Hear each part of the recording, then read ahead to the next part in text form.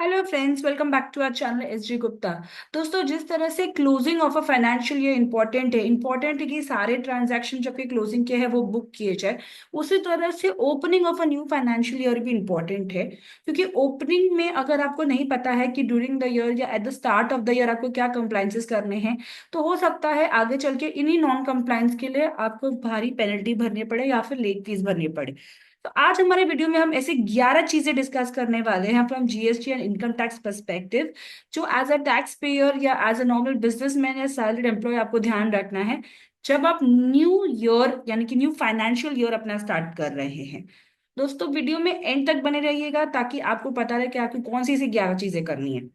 सबसे पहले तो आपको एक न्यू इनवॉइस या डेबिट नोट या क्रेडिट नोट सीरीज शुरू करनी है। फाइनेंशियल ईयर अगर आपका खत्म हो जाता है, यानी कि अप्रैल टू मार्च जैसे एंड हो जाता है, for the new financial year आपको न्यू इनवॉइस सीरीज यूज करनी है। आप अब चाहिए तो एग्जिस्टिंग सीरीज के साथ भी कंटिन्यू कर सकते हैं, बट इससे क्या होगा, एक तो आपको रिकॉर्ड नहीं रहेगा कि कौन सा सीरीज कौन से ईयर के लिए यूज किया गया है। अगर आप नंबर के साथ साथ ईयर भी ऐड कर देते हैं अपने इनवॉइस सीरीज पे, तो आगे फ्यूचर में चल के आपको इजी हो जाता है ट्रैक करने के लिए कि ये इनवॉइस कौन से पीरियड के लिए पर्टेनिंग है। काफी बार ऐसा होता है कि 1 ईयर या 2 ईयर्स डाउन द लाइन आपके कस्टमर के पास कोई असेसमेंट या ऑडिट आता है, एंड उससे चल के आपको क्वेरीज आती है कि ये इनवॉइसेस को कैसे शो किया है पोर्टल पे या रिकॉर्ड किया है कि नहीं आपके बुक में। अगर इनवॉइस नंबर क्लियर रहेगा ईयर वाइज, तो आपको इजी पड़ेगा लोकेट करने के लिए कि आपके बुक्स में वो कौन से ईयर में इनवॉइस बुक हुआ है। तो this will be very helpful अगर आप न्यू इनवॉइस शुरू करें for every new financial year. Similarly debit notes और क्रेडिट नोट्स भी जो आप इश्यू करते हैं इस न्यू फाइनेंशियल ईयर के लिए, आप न्यू इनवॉइस सीरीज या न्यू सीरीज यूज कीजिए डेबिट नोट की और क्रेडिट नोट की भी। That helps you to identify कि ये इनवॉइसेस कौन से ईयर का पर्टेनिंग है। सेकंड है, दोस्तों, वीडियो में आगे बढ़ने से पहले अगर आपने मेरे चैनल को अभी तक सब्सक्राइब नहीं किया है तो प्लीज नीचे दिए हुए सब्सक्राइब बटन को प्रेस कीजिएगा। बाजू में एक बेल बटन आएगा, उसे भी प्रेस कीजिएगा ताकि नेक्स्ट टाइम मैं कोई भी वीडियो अपलोड करूं तो वो ऑटोमेटिकली आपको नोटिफाई किया जाए। चलिए आगे चलते हैं नेक्स्ट पॉइंट पे। Obtaining an LUT for the new year. LUT मतलब लेटर ऑफ अंडरटेकिंग है। अगर आप कोई एक्सपोर्ट्स कर रहे हैं, यानी कि गुड्स या सर्विसेज आउटसाइड इंडिया सप्लाई कर रहे हैं, या फिर कोई एसईजेड यूनिट डेवलपर या एरिया में सप्लाई कर रहे हैं, तो गवर्नमेंट ने आपके पास ऑप्शन दिया है कि या तो आप जीएसटी पे करें गवर्नमेंट को और फिर रिफंड क्लेम करें, या फिर आप एडवांस में एलयूटी लेटर ऑफ अंडरटेकिंग रखें, जहां पर आप ये अंडरटेकिंग ले रहे हैं कि ये जो एक्टिविटी आप कर रहे हैं वो एक्सपोर्ट्स है। अगर एक्सपोर्ट्स नहीं रहेगी तो इसके ऊपर आप टैक्स पे करेंगे फ्यूचर में जाके। तो एलयूटी लेने का क्या एक फायदा है कि आपका कैश फ्लो बच जाता है। नहीं तो आपको उसी ट्रांजैक्शन के ऊपर पे करके फिर रिफंड क्लेम करना पड़ता है, जो एक एडिशनल एक्टिविटी हो जाती है, प्लस आपका कैश फ्लो अटक जाता है। अगर आप एलयूटी रखेंगे एडवांस में आपके पास, तो आपको ये कैश फ्लो नहीं अटकेगा। आपको कैश फ्लो जो लीकेजेस या फिर ब्रेकेज मैं जैसे बोलूँ क्या जाऊँ अटक जाना, वो बच जाएगा। अब जो ये एलयूटी होता है वो हर एक फाइनेंशियल ईयर के लिए होता है। अगर आप मिड ऑफ द ईयर से भी अप्लाई कर रहे हैं तो वो लास्ट 31 मार्च तक रहता है। क्योंकि अब हम न्यू ईयर में स्टार्ट कर रहे हैं, न्यू फाइनेंशियल ईयर में जा रहे हैं, तो न्यू फाइनेंशियल ईयर के लिए आपको न्यू एलयूटी लगेगा। तो आपको न्यू एलयूटी के लिए भी अप्लाई करना है। एडिशनली ये न्यू एलयूटी की डिटेल्स आपको अपने एक्सपोर्ट इनवॉइसेस या फिर सर्विसेज या गुड्स जो आप एसईजेड एरिया में सप्लाई कर रहे हैं उसके ऊपर डालनी है। तो this is also important activity. अगर आप ऐसी कोई सर्विसेज जीरो रेट सप्लाईज जिसको हम कहते हैं, ऐसी कोई सप्लाईज कर रहे हैं, तो इंश्योर कीजिए आपके पास एक न्यू एलईटी हो for the year new financial year. Third, you have to check whether e invoicing is applicable to you और नॉट।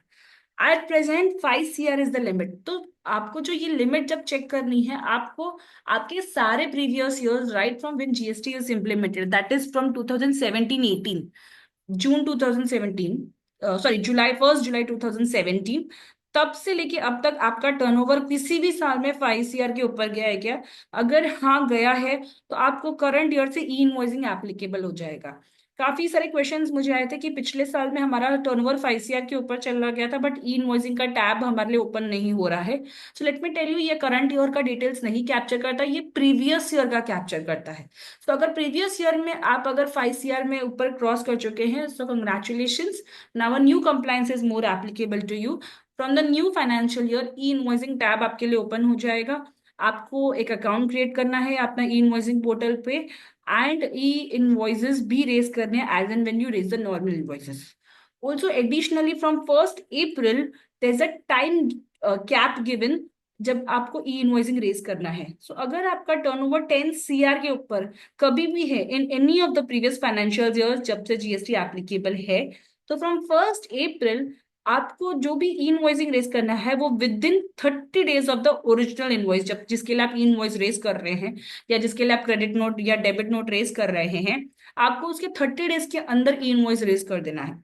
तो मान लीजिए अगर 1 अप्रैल को आपका इनवॉइस रेज हुआ है, तो अप टू 30th अप्रैल आपको ई इनवॉइस रेज कर देना है। उसके बाद आपको पोर्टल अलाउड नहीं करेगा ई इनवॉइस रेज करने के लिए। ये जो कैप है टाइम लिमिट, वो सिर्फ ओनली टैक्स पेयर्स के लिए जिनका जो एग्रीगेट टर्नओवर है पीछे किसी भी साल में 10 CR के ऊपर गया है तो। So I hope this is clear. Next additional activity जो आपको करनी है when you start a new year is reverse the common ITC. अब ये जो कॉमन आईटीसी है वो आपको न्यू ईयर के लिए नहीं करना है, वो आपको प्रीवियस ईयर के लिए करना है। अगर कोई भी आईटीसी जो आप क्लेम कर रहे हैं it is used to about taxable as well as exam services, then in that case आपको रिवर्स करना है common ITC to the extent of services और वो यूज्ड फॉर एग्जाम सप्लाईज। इसका एक सेपरेट वर्किंग किया जाता है। ऐसे तो टाइम लिमिट आपके पास है सितंबर तक, बट अगर आप लेट रिवर्स करते हैं यानी कि सितंबर तक रिवर्स करते हैं तो आपको इंटरेस्ट भी पे करना पड़ जाता है उस आईटीसी का जो आपने क्लेम कर लिया है, अवेल भी कर लिया है एंड यूटिलाइज भी कर लिया है। So to avoid that interest I would suggest कि आप अप्रैल में ही ये एक्टिविटी कर लीजिए ताकि आप अपना इंटरेस्ट उतना बचा सके। obtain an ISD registration. Many new rules have been implemented from 1st April. One of the rule which has been implemented is obtaining an input service distributor registration. तो अगर आपके पास एक से ज्यादा ब्रांचेस हैं या फिर मल्टीपल स्टेट्स में जीएसटी रजिस्ट्रेशन है with having the same PAN, then आपको कंपलसरी आईएसडी रजिस्ट्रेशन ऑब्टेन करना पड़ेगा। और जो भी कॉमन इनपुट सर्विसेज हैं जो मल्टीपल ब्रांचेस में यूज हो रही है, एक से ज्यादा ब्रांचेस में यूज हो रही हैं, उसको इनपुट सर्विस डिस्ट्रीब्यूटर रजिस्ट्रेशन पे लेके डिस्ट्रीब्यूट करना है। So this is one of the new clause which is applicable from 1 April 2025। Next you have to check your GST return periodicity. अगर आपने कोई न्यू रजिस्ट्रेशन लिया है आपके प्रीवियस ईयर में तो बाय डिफॉल्ट आपके पास मंथली जीएसटी फाइलिंग आया है। अगर आपको लग रहा है कि नहीं मंथली जीएसटी फाइलिंग मुझे एप्लीकेबल नहीं है क्योंकि मेरा टर्नओवर उतना नहीं है, तो आप नेक्स्ट ईयर के लिए न्यू फाइनेंशियल ईयर के लिए क्वार्टरली ऑप्शन सिलेक्ट कर सकते हैं एंड आप क्यूआरएमटी स्कीम में जाकर अपने रिटर्न्स फाइल कर सकते हैं। ये एक रिलीफ है उन लोगों के लिए जिनका टर्नओवर कम है, तो उन्हें हर मंथ की रिटर्न फाइल करने की जरूरत नहीं है, वो डायरेक्टली क्वार्टरली फाइलिंग कर सकते हैं। वहीं वाइस वर्सा अगर आपका टर्नओवर एक specified limit that is 1.5 CR currently has exceeded, तो इन दैट केस आप बाय डिफॉल्ट मंथली में आ जाते हैं। तो अगर आपने पिछले साल क्वार्टरली रिटर्नली फाइलिंग ऑप्ट की है और आपका टर्नओवर 1.5 CR के ऊपर गया है, तो आपको चेंज करना होगा अपना return periodicity from quarterly to monthly and monthly filing करनी पड़ेगी ताकि आपको कोई भी पेनल्टी नहीं लगे for non filing of the returns. Opt in और opt out of composition scheme.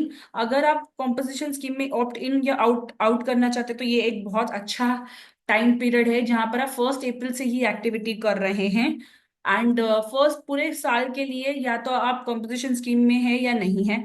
Similarly there is a time sorry there is a cap also, monetary cap, turnover cap, आपको वो भी चेक करना है कि आप वो टर्नओवर कैप के लिमिट के अंदर है क्या प्रीवियस ईयर में। अगर नहीं है तो आप ऑटोमेटिकली ऑप्ट आउट हो जाते हो from the composition scheme.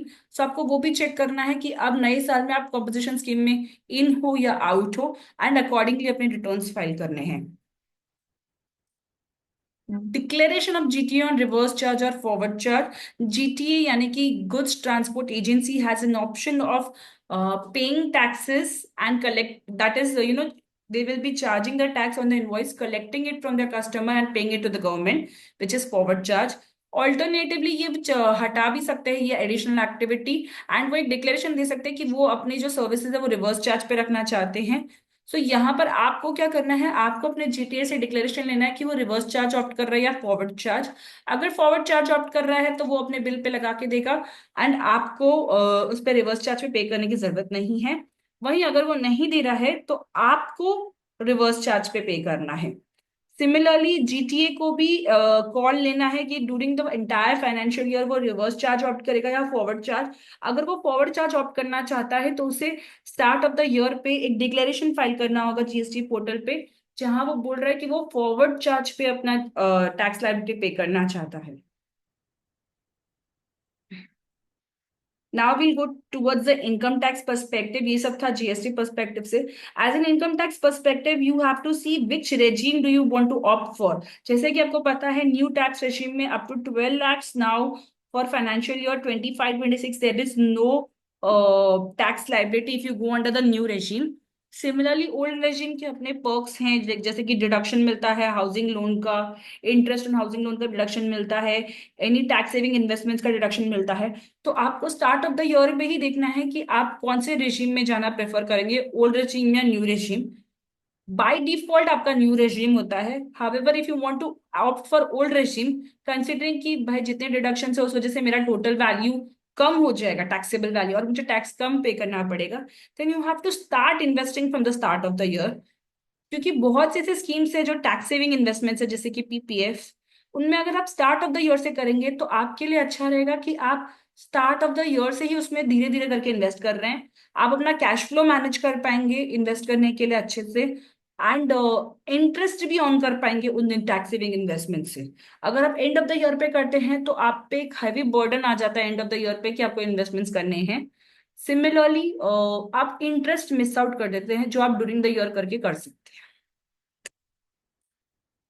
Also काफी सारे एम्प्लॉयर्स जो हैं वो अपने एम्प्लॉयज को बाय डिफॉल्ट कंसिडर करते हैं न्यू टैक्स रेजिम में। लेकिन अगर आपको लग रहा है कि ओल्ड टैक्स रेजिम बेनिफिशियल है ना, आप ओल्ड टैक्स रेजिम में जाना चाहते हैं, तो आपको वॉलंटरी जाके अपने एम्प्लॉयर को अपडेट करना होगा कि आप ओल्ड टैक्स रेजिम में जाना चाहते हैं, न्यू टैक्स रेजिम में नहीं, एंड अकॉर्डिंगली आपका टैक्स डिडक्ट किया जाए आपके सैलरी में से। Next income tax perspective is to you have to see the new TDS rates which are applicable from financial year 25-26, and वो new TDS rates पे आपको TDS डिडक्ट करना है। काफी सारे रेट चेंजेस हुए हैं फ्रॉम 1 अक्टूबर 25, सॉरी 24, एंड कुछ ऐसे रेट चेंजेस हैं जो एप्लीकेबल है फ्रॉम 1 अप्रैल 2025। तो now before deducting any TDS you have to see कि आप कौन से कैटेगरी में फर्स्ट ऑफ ऑल हो रहे हैं और उस पर क्या न्यू स्लैब्स है, यानी कि क्या कौन से लिमिट के ऊपर आपको टीडीएस काटना है, प्लस क्या न्यू रेट्स हैं जो आपकी फाइनेंशियल ईयर 25-26 में एप्लीकेबल है। Last the not the least, submit form 15G and form 15H for non deduction of TDS. जहां पर भी आपको चाहिए कि आपका टीडीएस एक्सेस डिडक्ट हो रहा है, या फिर आप ऑलरेडी कहीं और जहां टीडीएस कटा रहे हैं वो ऑलरेडी एक्सेस है, एंड आप और टीडीएस नहीं डिडक्ट करवाना चाहते हैं अपना, तो then in that case submit form 15G and form 15H at the start of the year itself, ताकि स्टार्ट से ही आपका टीडीएस डिडक्ट नहीं हो। नहीं तो अगर आपका टीडीएस डिडक्ट हो जाएगा तो ये आपके लिए एक मॉनिटरी लॉस होगा फॉर टाइम बिंग, क्योंकि आपको ये रिफंड तभी मिलेगा जब आप नेक्स्ट ईयर में अपनी इनकम टैक्स रिटर्न फाइल करेंगे। तो जहां जहां भी आपका एक्स्ट्रा टीडीएस डिडक्ट हो रहा है या फिर आपकी इनकम इतनी है ही नहीं कि उस पर टैक्स लगेगा, तो आपको अपना फॉर्म 15G या फॉर्म 15H जो भी आप पे एप्लीकेबल है वो सबमिट करना है, एंड अपना टीडीएस नहीं कटाना है। स्टार्ट ऑफ द ईयर पे सबमिट करने का ये फायदा है कि आपका स्टार्ट से ही टीडीएस डिडक्ट करना या कट होना कम हो जाएगा। सो आई होप दोस्तों आपको ये वीडियो अच्छा लगा हो तो लाइक कीजिए, ज्यादा से ज्यादा लोगों के शेयर शेयर कीजिए, और हाँ, हमारे चैनल को सब्सक्राइब करना नहीं भूलिएगा और ऐसे वीडियोस देखने के लिए। Thank you.